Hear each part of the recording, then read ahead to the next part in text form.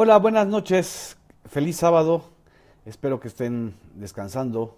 Los que estén viendo el partido de fútbol con Croacia, pues que no estén muy angustiados.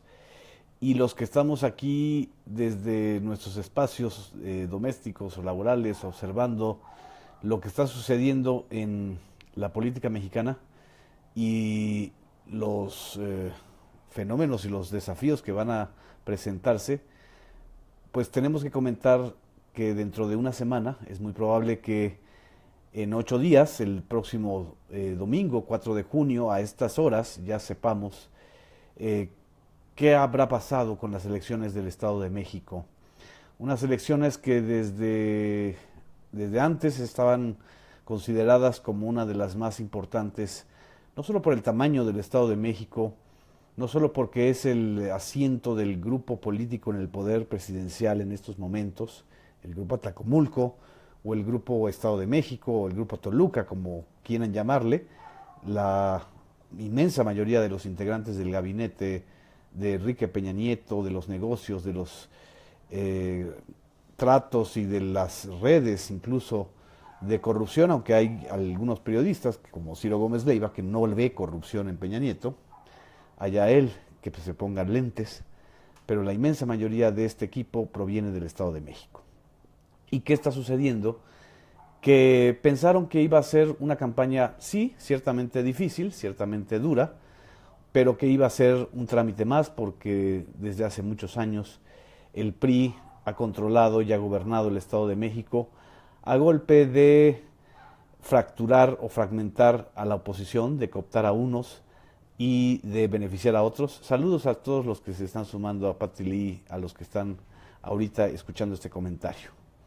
Saludos también a Moisés Paredes. Buenas noches a todos. A Antonio Cervantes, que dice que es Ciro ni con lentes. Pues sí, los ciegos a modo son los que a veces han hecho perderle la credibilidad a los medios masivos de comunicación y por eso estamos en redes. El, la sorpresa o el desafío más importante para el sistema en el Estado de México está ahora en una profesora, en una mujer muy empática con la enorme mayoría de los mexiquenses y de las mexiquenses, que gobernó Texcoco, que es profesora, lo cual indica que tiene el apoyo y el arraigo de uno de los sectores más importantes que durante muchos años fueron operadores electorales del PRI, que son los maestros. Pero no solo eso, Delfina Gómez también desde antes tiene el apoyo de los obispos del Estado de México, de la mayoría de los obispos del Estado de México, porque ella ha participado como catequista o como voluntaria en labores de la iglesia, algo que no le gusta presumir a ella, que no le gusta decir, que no ha hecho propaganda con eso, pero que habla también de otro sector muy, muy importante del Estado de México que definen, para bien o para mal, muchas de las actitudes electorales de la población. A estos dos elementos muy importantes, su origen como maestra y el vínculo o el apoyo de grupos eclesiásticos, no solamente católicos, sino también protestantes, se suman otras tres características muy importantes que han hecho de Delfina Gómez un auténtico fenómeno electoral y de popularidad en estos momentos. Es una mujer que viene de un origen muy humilde, que no se ha cambiado de casa, a la cual han acusado de varias cosas, incluso el PAN ha sido sancionado recientemente por haber utilizado información falsa. Y eso contrasta obviamente con Alfredo del Mazo, que es un niño bien, es un junior, hijo de un exgobernador, nieto de un exgobernador, es alcalde de Huixquilucan, una de las zonas más privilegiadas del Estado de México, que durante su campaña simple y sencillamente no pudo conectar con el electorado porque no había un mensaje contundente, claro, ni un deslinde mucho menos, de la corrupción y de la herencia de cleptocracia que hay en el Estado de México, pues porque él pertenece a esas redes.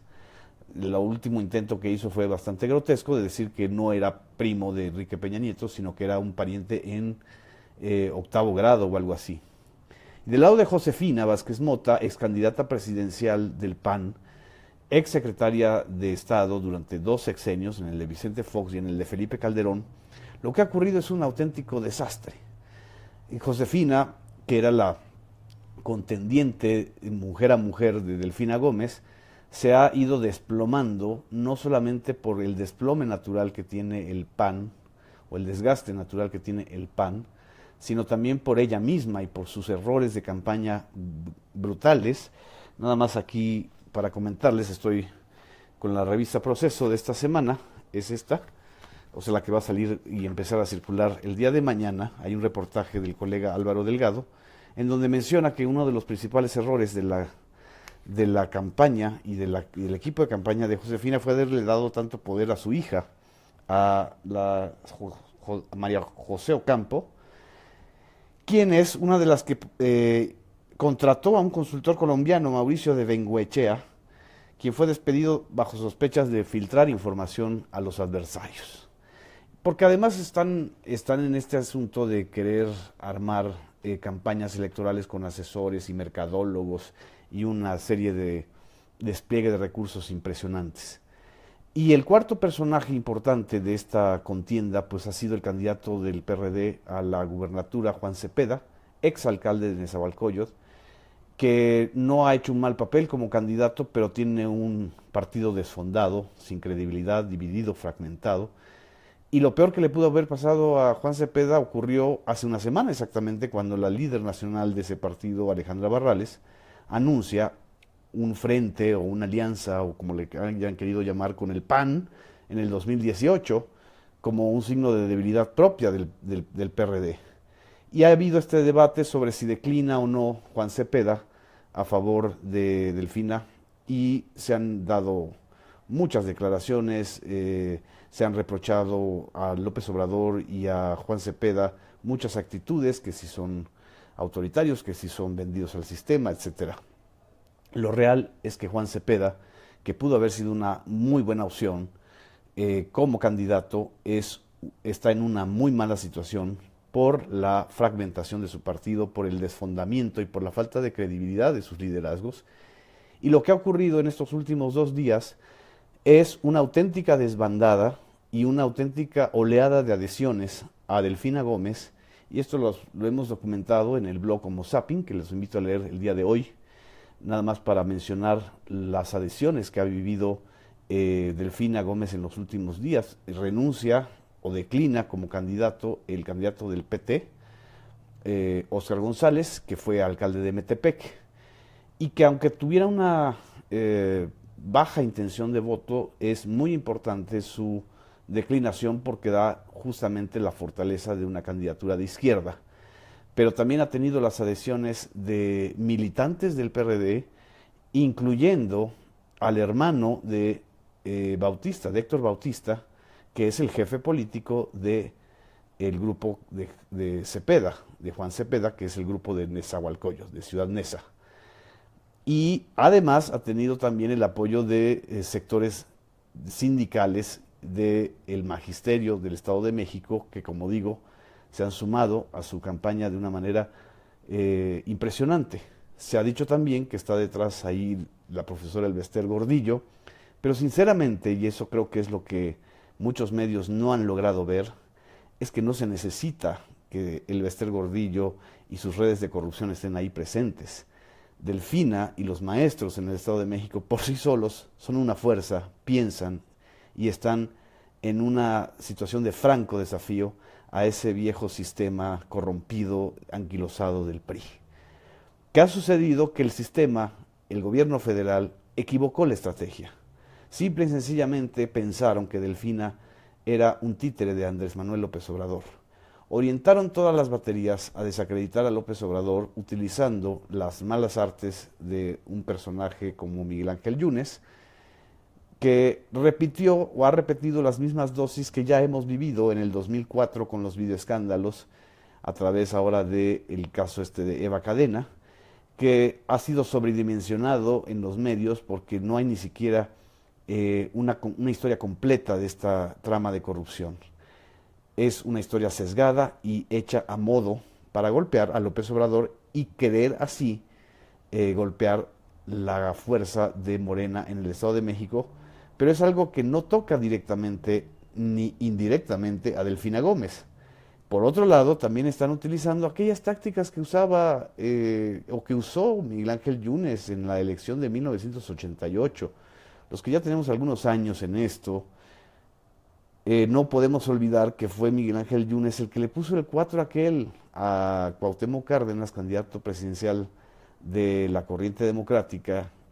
y le puso el 4 cuando va a un evento en Veracruz y hay unos transvestis que se toman la foto con él, queriendo dejar una imagen o una constancia de humillación, lo cual habla nada más de la bajeza de Miguel Ángel Yunes y de sus estrategias.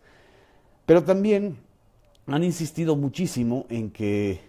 el Estado de México va a ser la antesala para la elección presidencial del 2018 y que si pierde o si gana el Estado de México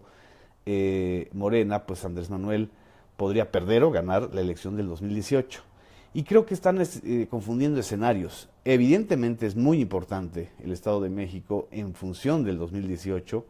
pero el Estado de México en sí, por sí solo y en sí mismo tiene una característica y un peso muy importante, y eso lo está demostrando la propia candidatura de Delfina Gómez, el crecimiento tan importante que acabo de ver justamente en estos momentos una encuesta, la última encuesta de estas que están circulando, pero que no salen y ni van a salir en los periódicos oficialistas o en los medios oficialistas, en donde ya le dan una ventaja del 34% a Delfina Gómez frente a un 27% de Alfredo del Mazo, es decir, una ventaja de casi 7 puntos, que desde la perspectiva de quienes han hecho los estudios de campo es mucho más real que esta idea del empate técnico que tienen Delfina y Alfredo del Mazo. Lo han puesto en el empate técnico porque no pueden ni deben admitir, porque están preparando una elección autoritaria, es decir, una elección llena de fraudes, llena de inequidad, donde han invertido miles de millones de pesos, muchos de los cuales se los han robado los operadores priistas, y ahí está el fracaso también en el terreno electoral del propio PRI, porque el PRI se está robando a sí mismo, se están robando sus recursos. Pues si lo hacen si lo hacen de Peña Nieto para abajo, ¿por qué no lo van a hacer los operadores del PRI? También cometieron un error terrible al no haber lanzado como candidata a la que estaba posicionada, digamos, como mujer frente a Delfina Gómez y ante la posible candidatura de Josefina Vázquez Mota, que fuera la candidata, la secretaria de Educación de Erubiel Ávila, que Ana Lilia Herrera Ansaldo, ahorita me acordé del nombre, que era la principal aspirante. ¿Cómo va a aceptar una mujer el grupo Atlacomulco? Eso es justamente lo que está en juego en el Estado de México, el empoderamiento de las mujeres en una de las entidades con los más altos índices de feminicidio, de agresiones, de brutalidad contra las mujeres. Es también no solamente una opción entre las izquierdas o derechas o entre la honestidad y la corrupción, es una opción de género muy importante que es la que está alimentando el fenómeno Delfina. Y quienes no quieran verlo así, pues van a querer inducir el miedo en las elecciones estatales del 4 de junio en el Estado de México. No me resta más que comentar que hay que ir a votar, hay que ir y participar, porque esta elección quizás sea un parteaguas muy importante para una entidad tan castigada, para unos habitantes que tanto le dan a esa comunidad, a sus comunidades, y que tanto les quitan a través de los robos, de la inseguridad, de los abusos de alcaldes y de autoridades medias. Muchas gracias. Saludo a todos los que se están sumando. Es evidente que mi comentario tiene que ver con una posición crítica, pero que quiero dar estos elementos para que no nos vayamos con la finta informativa. En fin, muchas gracias. Nos vemos aquí en Facebook Live y sigan el blog Homo Zapping. Por cierto, les hago esta siguiente pregunta: ¿qué significa para ustedes Homo Zapping y qué conocen ustedes de este blog? Nos vemos por aquí en Facebook Live. Buenas noches, saludos.